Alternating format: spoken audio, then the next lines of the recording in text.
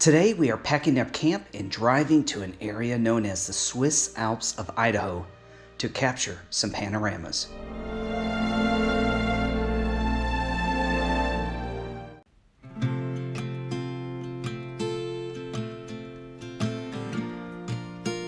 Good morning, everybody. That was a wonderful night's sleep. Listen to that stream all night. You might be able to hear the geese flying around.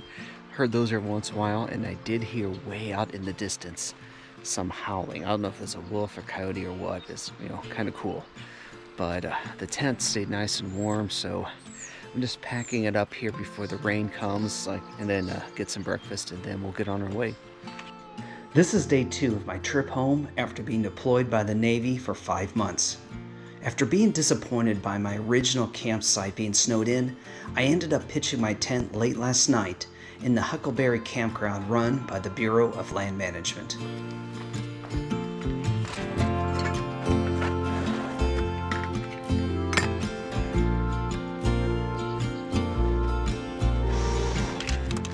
Today, biscuits and gravy. It's a little chill out here, so I'm burning off the last of the second propane tank. Keep me warm during breakfast.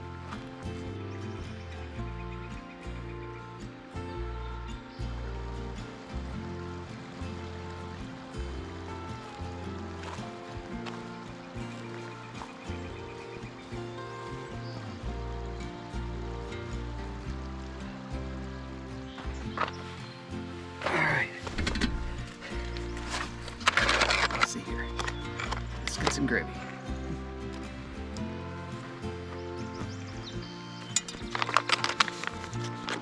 Still a little crunchy. Okay, so the freeze-dried biscuits and gravy needed a little more work.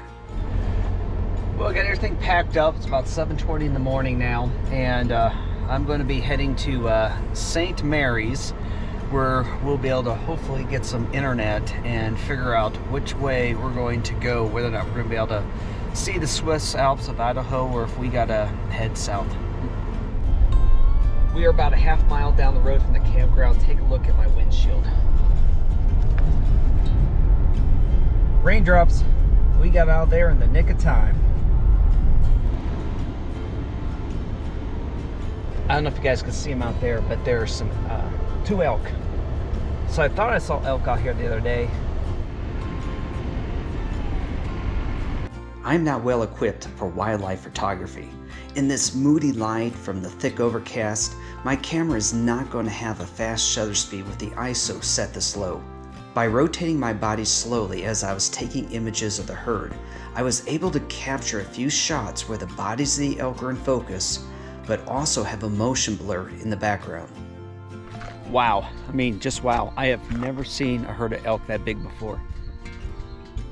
Luckily I had my camera sitting beside me so I could quickly grab it and capture that moment. So I was able to get some pictures of the herd running, so we'll have to see if those turned out or not. Really wish I had more time to stay here and enjoy them, but because we've been kind of set far behind because of this closed road, I got to keep on going. That's just magnificent.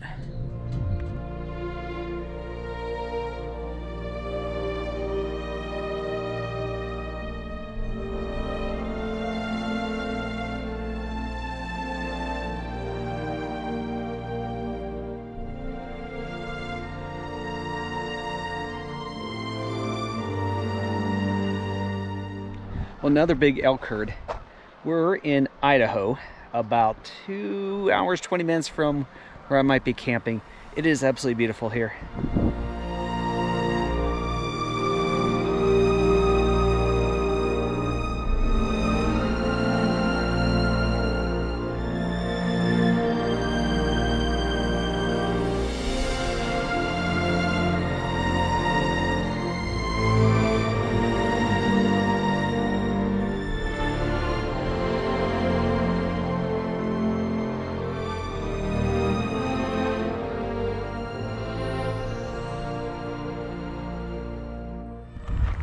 This drive is epically beautiful, but wow, I'm definitely tired. I put the drone up more, but it's really windy. So I pulled over, I found another BLM campground. This one, it's a very small one and pretty much completely empty, which is making it really appealing right now, I can tell you that much. What's caught my eye is there's a little cabin right on the other side of the creek. I'm gonna capture a quick picture of it. Looking at this cabin in the middle of nowhere gives you some perspective of the will and determination that early settlers had to survive in such a remote place.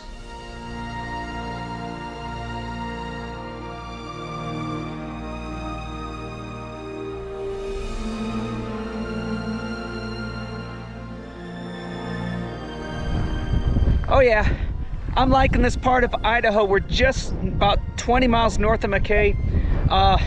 Got this dirt road heading out into the distant mountains. I mean, look at these things behind me. This is awesome. I'm gonna get a picture.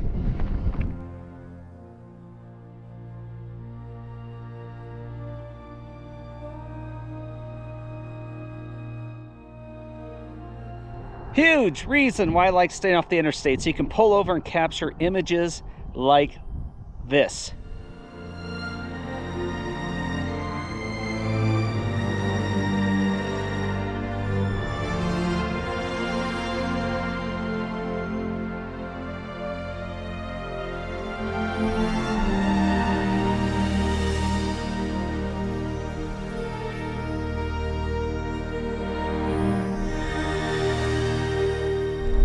Going down Old Chili Road right now, and 14 more miles to where I might be camping. Now, a few things. I don't know if the road's open yet.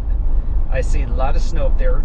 Also, we are well above 6,000 feet and it's getting cold. So I'm hoping that my improvements I made to my tent that worked so well last night works well out here.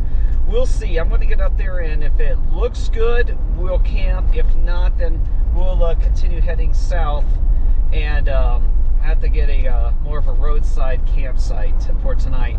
But it's very windy right now. Now, it's also one of the things that concerns me is whether or not I'll be able to get the insulation up on the tent.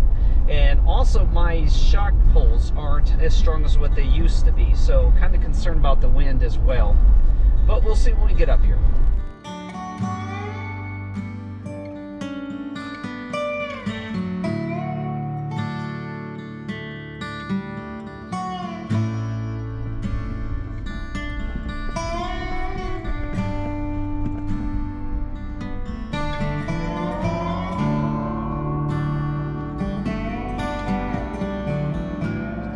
This is definitely a more sheltered side if I can deal with the trees banging into themselves or each other tonight. It's not freak me out. Looks like somebody's left me a little bit of firewood. So I'll have to think about this. Unfortunately, I could see a snowstorm coming through the valley, so I decided to head back to the road and head for an alternate campsite. This also allowed me to capture these images.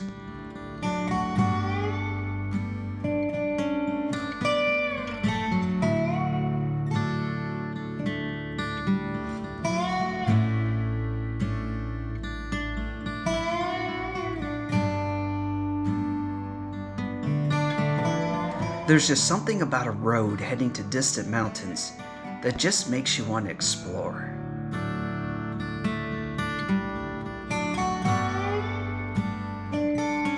Well, I wish I could have filmed that 30 minutes.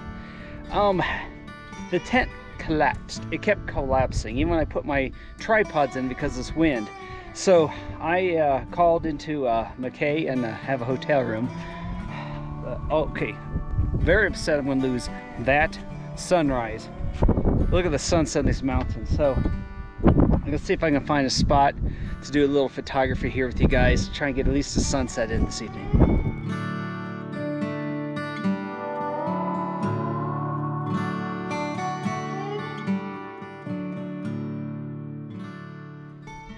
I found a spot where I can pull off and get behind some power lines here. Got a couple panos of this mountain range. Let's take a look at them.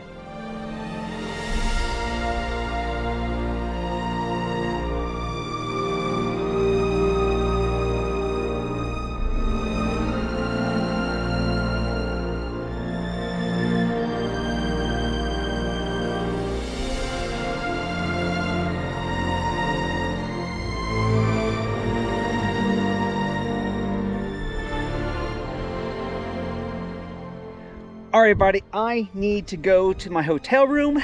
Yes, I know I was going to camp tonight. The Jeep needs to be totally unloaded because I had to just throw and pack everything in there. The wind was getting ridiculous down there. So I got a lot of work to do tonight, and I got to find some dinner as well. So, Utah. Tomorrow.